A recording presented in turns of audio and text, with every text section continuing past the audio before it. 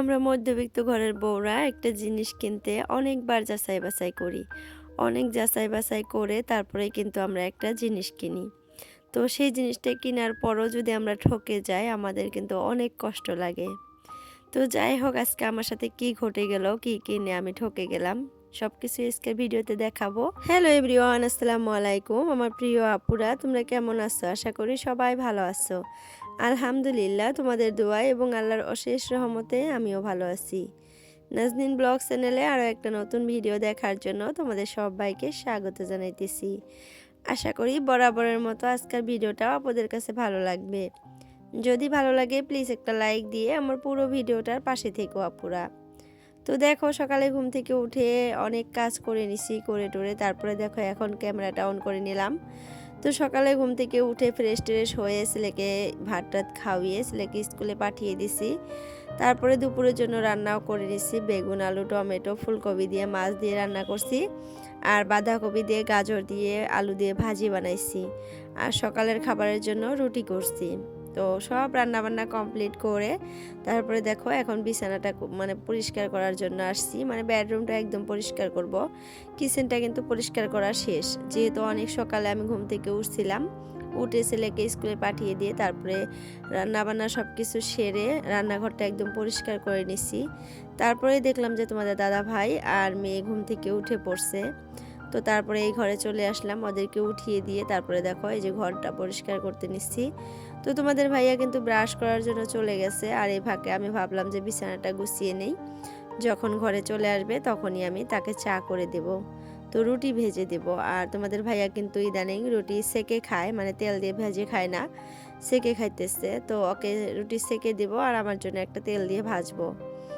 তো যাই হোক দেখো বিছানাটা আজকে বেড কভারটা মানে চেঞ্জ করে নিলাম, ওটা অনেক নোংরা হয়ে গেছিল। তো চেঞ্জ করে বিছানাটা সুন্দর করে পেরে নিলাম। এখন বালিশের কভারগুলাও মানে চেঞ্জ করে নেব। বিছানার কভারের সাথে আর কি বালিশের কভারগুলাও চেঞ্জ করে নিলে কিন্তু ভালো লাগে।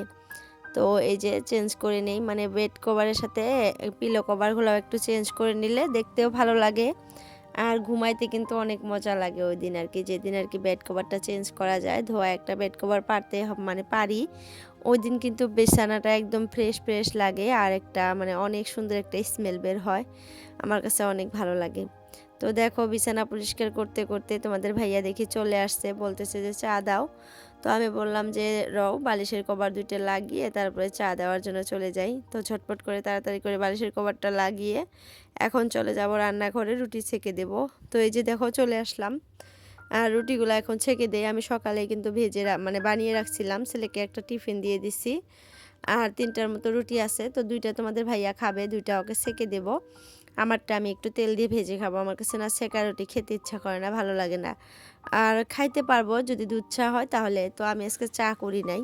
তোমাদের ভাইয়া বললো যে চা খাবে না, মানে বাঁধাকপি দিয়ে যে গাজর দিয়ে ভাজি করছি ওইটা দিয়েই মানে রুটি খাবে। তো যার জন্য কিন্তু আমি আর চা খাই নাই, আজকে আর চা বানাই নাই। আর বাড়িতে গেছিলাম, যে বাড়িতে গেলে কিন্তু আমার চা খাওয়ার অভ্যাসটা একটু কমে যায়, মানে বাড়িতে তো আমি চা খাই না, সন্ধ্যাবেলা আমি নিজে নিজে 1 কাপ চা বানিয়ে খাই। আমাদের বাড়িতে কিন্তু সকালেও চা খায় না, বিকেলেও খায় না, আমি গেলে হঠাৎই আমি নিজে বানিয়ে খাই। তো বিকালবেলা আমি বেশিরভাগ চা বানিয়ে খাইছি, কিন্তু সকালবেলা দেখা যায় যে মা গরম গরম ভাত রান্না করছিল, আর অনেক কিছু রান্না করে, সেগুলা দিয়ে আমি ভাতটা খাইতেই বেশি পছন্দ করছি, ভালো লাগছে। তো যাই হোক দেখো এই যে রুটি ভেজে তোমাদের ভাইয়াকে এখন খেতে দিয়ে দেবো। এই যে বাঁধাকপি ভাজি প্লেটের মধ্যে বেড়ে নিছি, আর এখানে রুটি দেখো সেকে নিলাম। তো দিয়ে এসে আর একটা রুটি সেকে দিয়ে আসবো, 2টা রুটি দিব সেকে। তো কালকে একটা আপু আমাকে কমেন্ট করছিল যে আপু আমার আর কি নামটা নিও। তো আপুর নামটা হলো মানে আইডির নামটা হলো রেবেকা সুলতানা। তো আপু আমার ভিডিও দেখে সব সময়, তো বলছে যে তোমার ভিডিওতে আমার নামটা নিও, তাহলে আমি বুঝতে পারবো যে তুমি আমার কমেন্টটা পড়ো। তো যাই হোক আপু আজকে তোমার এই যে নামটা নিলাম, তুমি যদি আমার ভিডিও দেখতেছো, আমি কিন্তু সবসময় তোমাদের কমেন্ট পড়ি। তুমি বিশ্বাস করবে না নাই জানি না, আমি কিন্তু কমেন্ট পড়ি, কমেন্টের রিপ্লাইও করি। তোমরা এখন দেখতে পারো না নাই আমি এটা বুঝতে পারতেছি না। সব কমেন্টের আমার রিপ্লাই করা হয়, আমি সব কমেন্টের রিপ্লাই করি, অনেক ধন্যবাদ লিখি, অনেক ভালোবাসা, এগুলা মানে শর্ট করে একটা কিছু লিখে তারপরে তাদেরকে রিপ্লাই করি, আমার ভালো লাগে। তো তুমি হয়তো কোনোদিন দেখো না আমার রিপ্লাইগুলা, তো তুমি দেখলে বুঝতে পারবা যে আমি তোমার কমেন্টগুলো পড়ি। তো এই তো আজকে দেখো ভিডিওতেও পড়ে নিলাম, তোমার আইডির নামটাও নিয়ে নিলাম। তো তোমাকে অসংখ্য ধন্যবাদ আমার ভিডিও দেখার জন্য, অনেক সুন্দর সুন্দর কমেন্ট করার জন্য। আরও এইভাবে আমার ভিডিও দেখো, আমার পাশে থেকো আর সুন্দর সুন্দর কমেন্ট করো। তো আমার কিন্তু রুটি খেতে একদমই ভালো লাগে না এখন, আর তোমাদের ভাইয়াও খেতে চায় না, তারপরেও খেতে হয়, উপায় নাই। সকালে উঠে কি খাবো না খাবো বুঝতেই পারি না, তো তাড়াতাড়ি করে আমি রুটি বানিয়ে নিই। আর ছেলেকে যেহেতু টিফিনে রুটি দিয়ে দেই মাঝে মধ্যে, তো যেদিনই ওকে টিফিনে রুটি মানে রুটিটা দেই, ওই দিন কিন্তু আমাদের সকালের খাবারটাও ওই রুটি করি। আমার বারে মানে একবার এক খাবার বানাইতে ইচ্ছা করে না। আর আমার রান্নাঘরটাতে কি বলবো, মানে প্রচুর ঠান্ডা, প্রচুর শীত পড়ে, এত ঠান্ডা লাগে আপুরা। সকালে উঠে ওই ঘরটাতে মানে রান্না বান্না করতে আমার অনেক কষ্ট হয়, অনেক প্রবলেম হয়। তো যার জন্য খুব তাড়াতাড়ি করে রান্নাগুলো শেষ করি। আর গরমের দিনেও অনেক প্রবলেম হয়, মানে অনেক গরম লাগে, যথেষ্ট পরিমাণে গরম লাগে। তো জানি না ঘরটা কি একটা ঘর, মানে আজব গজবের ঘর, মানে আমার ভালোই লাগে না। তো আমরা গৃহিণীরা কিন্তু সবসময় রান্নাঘরেই থাকি, তো রান্নাঘরটা একটু মনের মতো একটু ভালো হইলে কিন্তু ভালো লাগে। আর সেটা যদি হয় এরকম, তাহলে তো সব কিছু একদম অবস্থা নাজেহাল হয়ে যায়। রান্নাও করতে ইচ্ছা করে না ভালো করে, মানে কাজকর্মগুলোও করতে ইচ্ছা করে না এরকম। তো ঠান্ডার দিনে অনেক ঠান্ডা লাগে, আবার গরমের দিনে অনেক গরম লাগে। তো কি আর বলবো, মানে আজাবের ঘর একটা ওইটা। তো যাই হোক, জানি না আর কতদিন এভাবে কষ্ট করতে হবে, হয়তো খুব শীঘ্রই আমরা নতুন বাড়িতে চলে যাব। আর অনেক আপুরা আমাকে কমেন্টে বলে যে আপু তুমি কবে নতুন বাড়িতে চলে যাবা, সুন্দর সুন্দর ভিডিও আমাদের সাথে শেয়ার করবা। আমরা কিন্তু ওই অপেক্ষায় আছি। তো আপুরা রও, আর কয়টা দিন তোমরা অপেক্ষা করো, কয়টা দিন ধৈর্য ধরো, খুব তাড়াতাড়ি চলে যাব। আর আমাদের নতুন বাসায় কিন্তু আর কি চলে আসছে, মানে দরজাগুলো চলে আসছে। তো আজকে লাগানোর জন্য কিন্তু মিস্ত্রি ভাইরা আসছে, মানে একটা মিস্ত্রি আসছে, তো মিস্ত্রি ভাই আসছে লাগাবে। তো ফার্স্টে আমার ভাসুরের ঘরে আর কি লাগানোর জন্য গেছে। তো আমার ভাসুরের ঘরেরগুলো লাগানো হলে তারপরে কিন্তু আমাদের ঘরেরগুলোও লাগাবে। তো মিডিলের দরজা যেহেতু, ওগুলা কিন্তু প্লাইয়ের দরজা, একদম হালকা, আর ডিজাইনও কিন্তু একদম হালকা পাতলা করা, একদম সিম্পল করে করা হয়েছে। আর মিডিলের দরজা যেহেতু অতটাও মানে ভারী বা ওরকম দরজা দিয়ে কোনো লাভ নাই। তো মিস্ত্রি ভাই বললো যে 6-7 বছর আর কি চলে যাবে। তো 6-7 বছর চলে গেলে অনেক, তারপরে আবার দেখা যাবে অন্য করে, মানে অন্য জিনিস দিয়ে বানিয়ে নিব। তো দেখো এই যে চলে আসলাম, বাইরেটা মাটি ফালানোর পর এত ভালো লাগতেছে, আর এত সুন্দর রোদ। আমাদের এই বাড়িটাতে হয়তো অনেক রোদ লাগবে, দেখছো কত সুন্দর রোদ পড়ছে। তো ঘরের ভিতরে কিন্তু মিস্ত্রি ভাই আর কি কাজ করতেছে। তো এই পাশে এই যে দেখো, এই পাশে এই যে এই ঘরে আসছে, মানে ইয়াটা লাগানোর জন্য, দরজাগুলো লাগানোর জন্য আমার ভাসুরের ঘরে আসছে। আগে প্রথমে ভাসুরের ঘরে লাগাবে, তারপরে আমাদের ঘরে লাগাবে। তো সেখান থেকে চলে আসলাম, আমার যা বলতেছে যে এই শাকগুলো আর এই গাজরগুলো নিয়ে রাখো। মানে আমার ভাসুরের দোকানে যে একটা ছেলে থাকে, ওরা আবার গৃহস্থ মানুষ, তো ওদের মানে বাড়িতে এগুলো চাষ করে, লাউ গাছ, তারপরে গাজর, সিম, অনেক কিছু চাষ করে। তো প্রত্যেকবার অনেকগুলা করে সবজি দেয়, আমার ভাসুরকে দেয়, ভাসুর এনে আবার সবাইকে দেয়, মানে আমাদেরকে দেয়, ওরাও খায়, আবার আমার বড় ভাসুরকেও দেয়। তো এবারও দিয়ে দিচ্ছে ঠিক এরকম করে। তো আমাকে কয়েকটা গাজর, সিম আর মানে শাক দিল। সিমগুলো আমি আগে নিয়ে ফ্রিজে রেখে আসছিলাম, তাই তোমাদের সাথে শেয়ার করতে পারলাম না।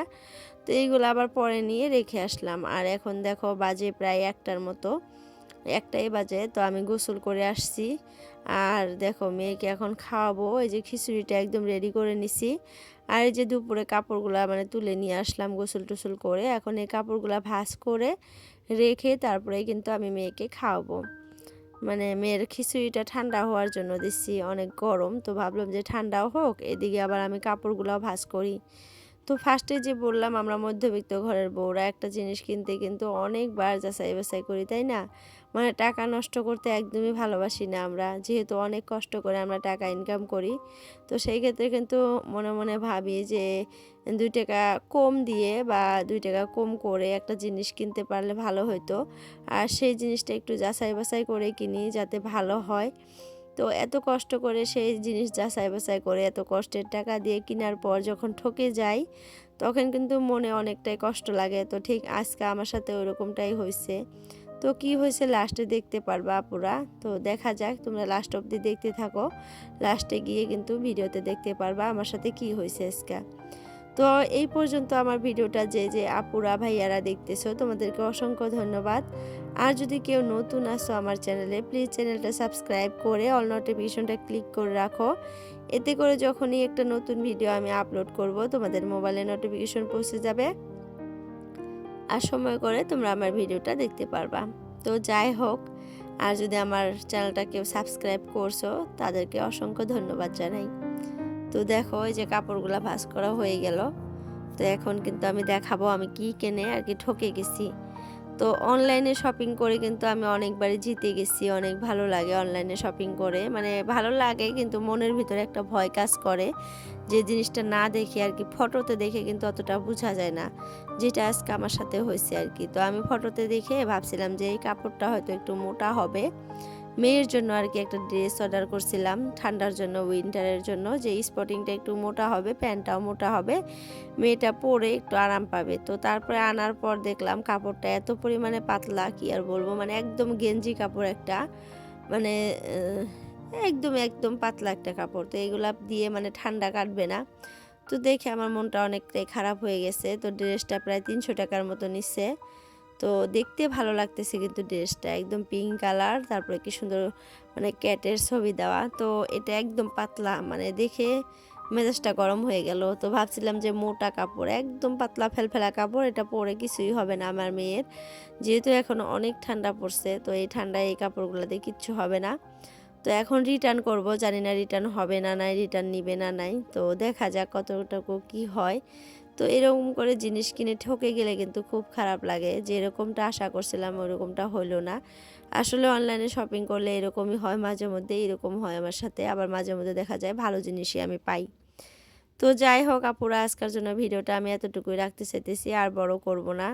তো সবার সুস্বাস্থ্য কামনা করে আজকের জন্য বিদায় নিলাম। আল্লাহ হাফিজ।